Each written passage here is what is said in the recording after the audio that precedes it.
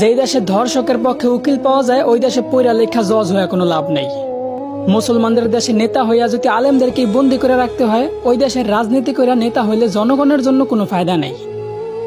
৯৫% মুসলমানের দেশে যদি মুসলমানদের কষ্টগুলাই তুলে ধরা না যায়, ওই দেশে নামি দামি সাংবাদিক হইয়াও কোনো লাভ নেই। বলি জাকাত না দিয়া সুদ খাইতে খাইতে দেশটারে করছো ছারখার। এখন সূর্যের তাপ গায়ে লাগে, তাই তোমাদের বৃষ্টির দরকার। আলেমদেরকে বন্দি করে আবার আলেমদের মাধ্যমে আল্লাহর কাছে বৃষ্টি কামনা করলা। বিষয়টা এমন হইল না যে কোনো এক ফল গাছের গোড়া কাইটা ফালাইয়া সেই গাছ থেকেই আবার ফলের আশা করলা।